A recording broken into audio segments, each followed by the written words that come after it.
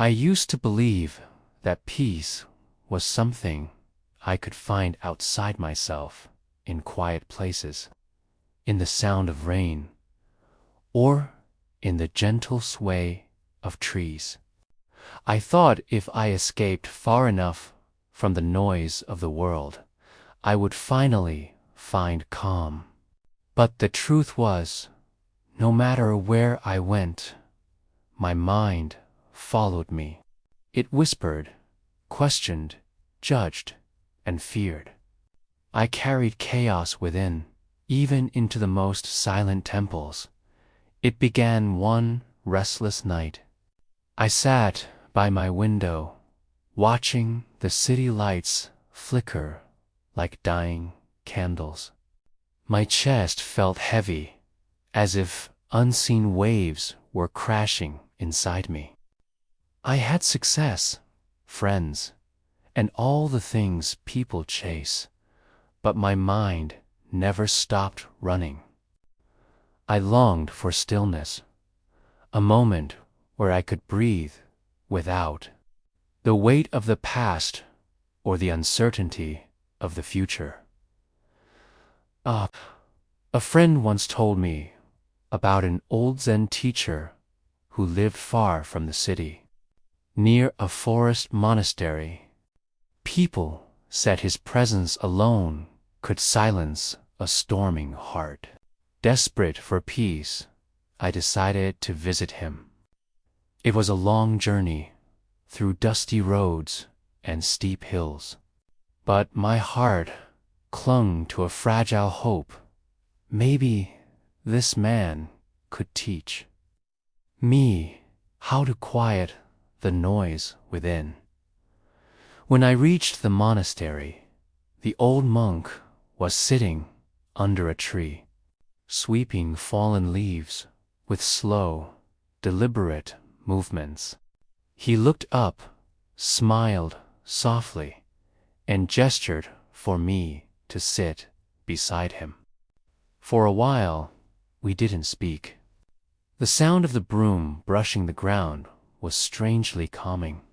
I felt something shift, as if silence itself was alive. Finally, I spoke.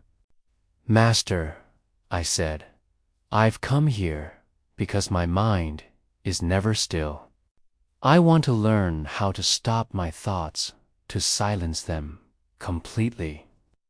He looked at me for a long moment, his eyes kind but piercing, as if seeing through every layer of my restless soul.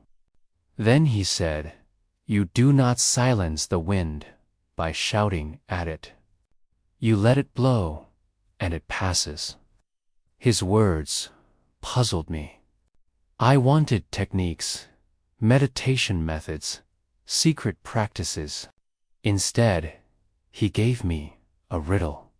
"But master," I said, "if I don't fight my thoughts, won't they consume me?" The next morning, I awoke before sunrise. The monastery was wrapped in mist, the world hushed and pale. Monks were already moving silently through the courtyard, their robes flowing like slow-moving water. I followed them to the meditation hall, not knowing exactly what to do, but feeling strangely drawn to their rhythm. The air inside was cool, heavy with incense and something deeper, a presence that felt older than words. As we sat, time seemed to dissolve. The only sound was the faint rustle of cloth and the soft rhythm of breath. At first, my mind resisted. Thoughts attacked from every corner, lists of things I'd left undone, memories that still burned, voices that told me I was wasting my time. I tried to force them away, but the harder I pushed, the louder they became. It was like trying to calm the ocean by slapping at the waves. When the session ended, I felt exhausted, not peaceful. The monk who had spoken to me before noticed my frustration. Without saying a word, he gestured for me to follow him to a nearby stream. The morning light glimmered on the water, and he knelt beside it, cupping a handful to his lips. Then, still gazing at the flowing current, he said quietly, "You cannot stop this stream from moving, but you can see your reflection only when the water is still." I didn't reply. His words sank into me like drops of rain falling into deep soil.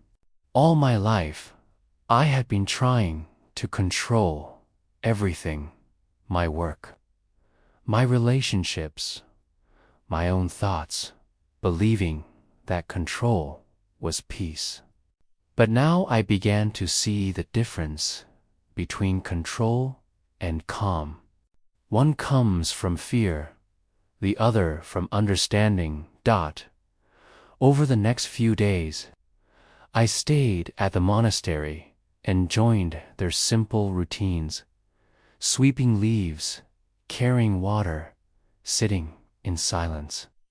At first, I thought these were just chores, but gradually I noticed something subtle. Every movement was done with care, with presence. When the monks swept the ground, they weren't trying to finish quickly. They were simply there in the act itself. It was not about getting somewhere. It was about being fully where they were. One evening, as the sun dipped behind the trees, the old monk came to sit beside me again. I asked him, "Master, why is peace so difficult to find? Even here, in this quiet place, my mind still runs wild." He smiled gently. "Because you are still searching," he said. "The one who searches for calm makes noise inside himself. Calm is not found, it's uncovered. Like the moon, it's always there behind the clouds." I sat silently, watching the horizon fade into twilight. His words echoed inside me. All this time, I had been chasing peace like a destination, believing it was somewhere else, hidden in meditation halls or sacred books. But what if it had never been missing? What if peace had always been within me, waiting for me to stop running long enough to notice it? That night, as the crickets sang and the forest breathed, I sat alone outside my small room. I watched the moon rise over the dark trees, its reflection trembling in the pond below. For a moment, my thoughts quieted, and I could feel the air moving gently against my skin. It was so simple, so ordinary, yet I felt something profound. Maybe true calm isn't about emptying the mind or escaping the world. Maybe it's about being awake in this very moment, feeling everything without being carried away by anything. Still, I wasn't there yet. My mind would wander again and again, but now I began to see that each time I returned to the present, I was building something like stacking stones along a quiet path that led inward. The monk's words became a gentle mantra in my heart, "You do not need to find peace. You need to stop losing it."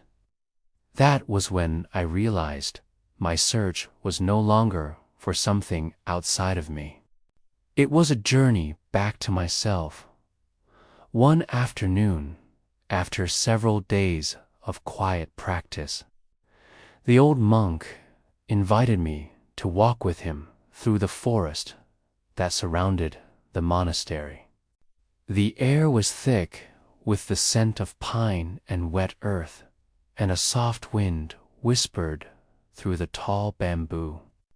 We didn't speak at first. He walked slowly, each step deliberate, as though the world itself was his meditation. I tried to imitate his rhythm, but my thoughts still leaped ahead of me, planning, analyzing, questioning. After a while, he stopped beside a large, ancient tree whose roots spread out like veins of time. He turned to me and asked, "Tell me, when the wind blows, does the tree move, or does the wind?" I hesitated. It seemed like a trick question. "The wind moves the tree," I said finally. He nodded slightly. "Then, who moves your mind?" The question hit me harder than I expected. I opened my mouth to answer, but no words came. The monk's eyes remained calm, waiting. I realized that most of my life, my mind had been blown by every passing thought, every emotion, every fear, and I had mistaken that movement for myself. We sat down under that tree. The world quiet except for the rustling of leaves.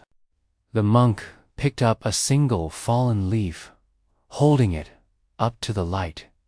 "You see this?" he said. "It falls, it drifts, it decays, yet the tree remains. The leaf is like your thoughts. You are not the leaf. You are the tree." Something inside me softened. For the first time, I understood, not through words, but through silence, that I had spent years identifying myself with the noise of my own mind. Every worry, every story, every memory, I had believed they defined who I was. But beneath all that chatter, there was a stillness untouched by any storm. As we continued walking, the monk said quietly, "The mind is like a pond. When stirred by fear and desire, it cannot reflect truth. Let it settle, and you will see the moon." That evening, I decided to sit longer in meditation than usual. The first hour was a battle. Waves of impatience, boredom, and restlessness surged within me. I wanted to move, to think, to escape. But then I remembered the monk's words. I let everything come and go without resistance. Thoughts rose like bubbles and disappeared. Slowly, the surface of my awareness grew quiet. In that stillness, something subtle shifted.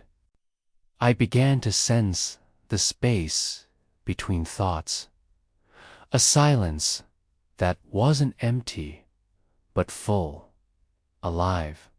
It felt as though I was no longer breathing.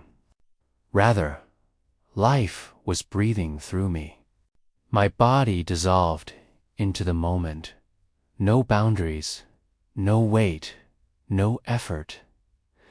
Then, from that silence, an understanding emerged, not as an idea, but as direct knowing. I saw how every fear I'd ever carried came from my attachment to the self that I believed I was. The I that worried, compared, and suffered was nothing more than a bundle of thoughts, constantly changing, never real for more than a moment. Beneath it, there was something vast and unmoving, a witness untouched by any of it. I felt tears in my eyes, not from sadness, but from release. For so long, I had tried to control life, to make it bend to my will. But now I saw that life had always been flowing perfectly on its own. The struggle had only been in my mind. The peace I had been chasing wasn't something to achieve. It was what remained when I stopped clinging, when I opened my eyes. The candle in front of me had burned halfway down. The air was still.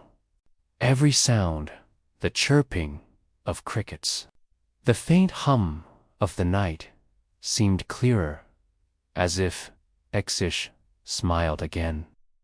Then let them consume what is false.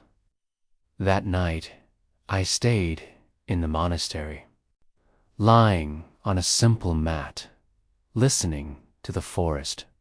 My thoughts still came, memories, worries, voices from the past. But something was different. I didn't chase them away. I simply watched. For the first time, I realized how loud my mind had been all along, and how it was I who kept feeding the storm. As we continued walking, the monk said quietly, "The mind is like a pond. When stirred by fear and desire, it cannot reflect truth. Let it settle, and you will see the moon." That evening, I decided to sit longer in meditation than usual. The first hour was a battle.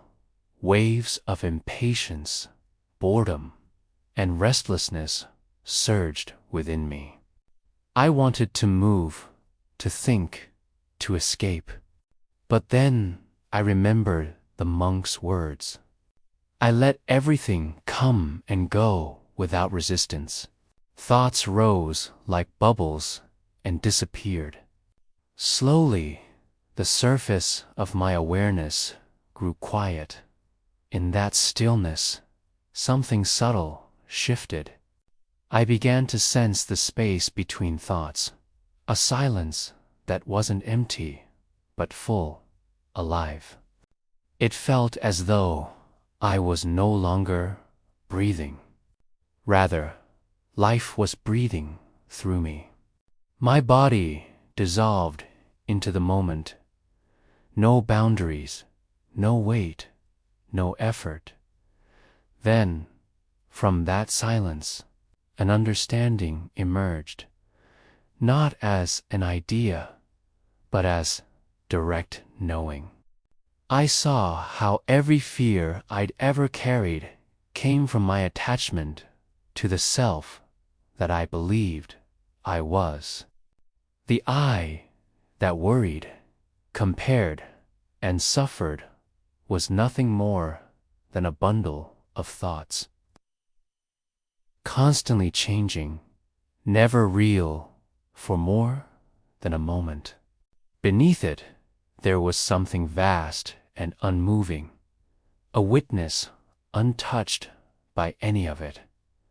I felt tears in my eyes, not from sadness, but from release.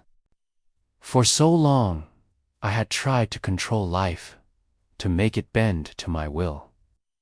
But now, I saw that life had always been flowing perfectly on its own.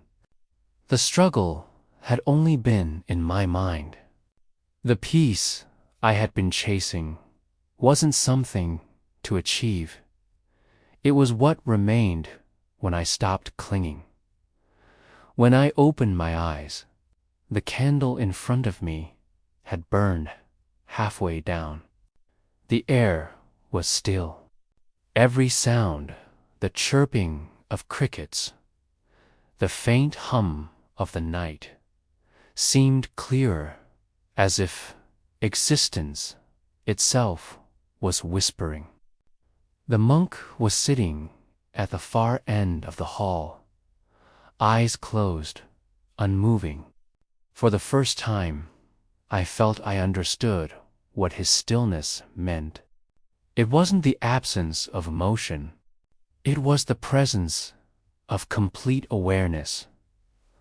Later that night, I told him what I had felt. He listened quietly and said, "When you look at the ocean, do not mistake the waves for the water. Waves rise and fall, but the water itself remains. Your thoughts, your emotions, they are the waves. You are the water."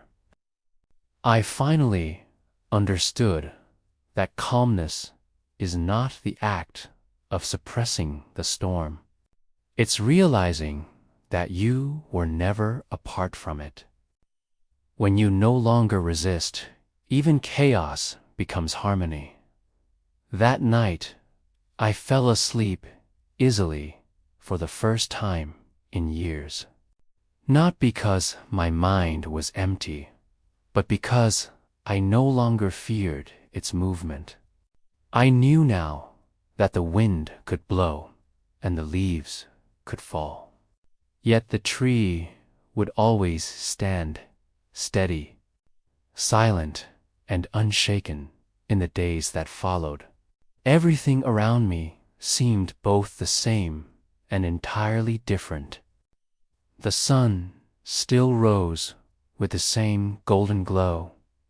The wind still rustled through the bamboo. The chores of the monastery still went on.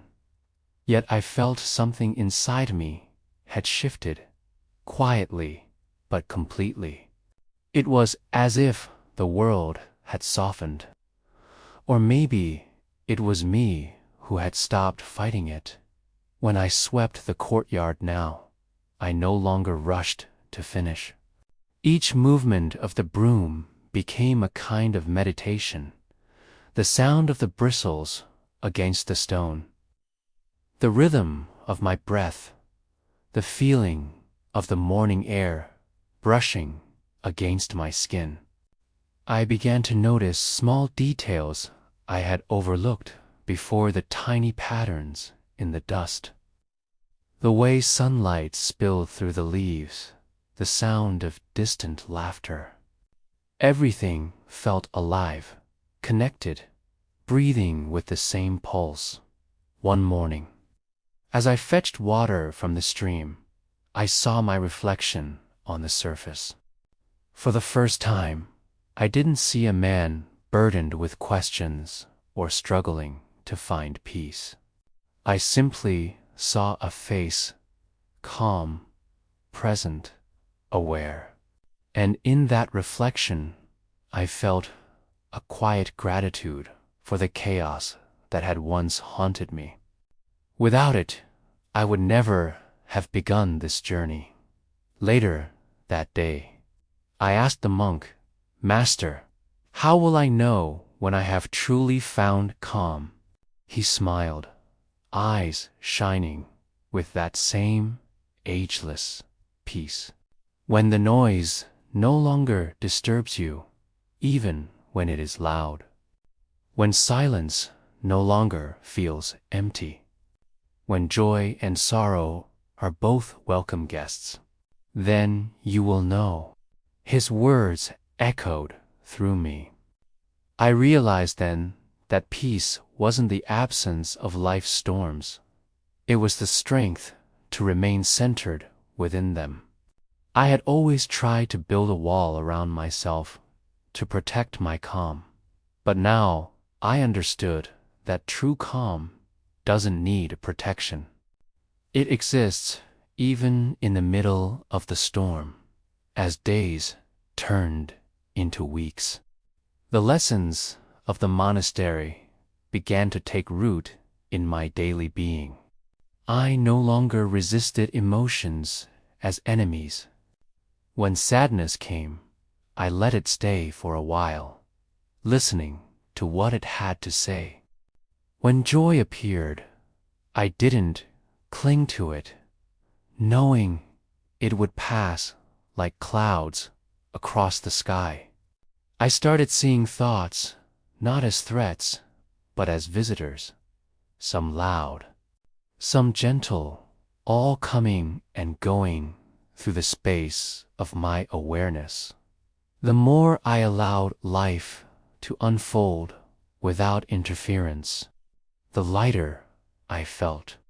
My laughter returned, not forced, not loud, but effortless. Even the smallest acts, like lighting a candle or watching the evening sky fade into darkness, became moments of quiet reverence. One evening, as the sun sank beyond the hills, the monk and I sat by the pond again. The surface of the water was completely still, reflecting the colors of the dying light. He looked at me and said, "You came here searching for peace, as if it was something outside you. But look closely, has it ever left you?" I watched the reflection of the sky ripple slightly as a breeze passed over the water. "No," I said softly. "It was always there. I was just too restless to see it." He nodded. To awaken is not to become something new. It is to remember who you've always been. Something in those words settled into the deepest part of me. I realized then that I had been chasing the idea of calm like a prize. But calmness wasn't a goal. It was my natural state, buried beneath layers of fear and wanting. When I stopped grasping, it revealed itself effortlessly, like the sky clearing after a storm. That night, as I lay beneath the vast silence of the forest, I could hear the sounds of life all around, insects singing, wind passing through leaves, distant footsteps on gravel, yet everything blended into a perfect harmony.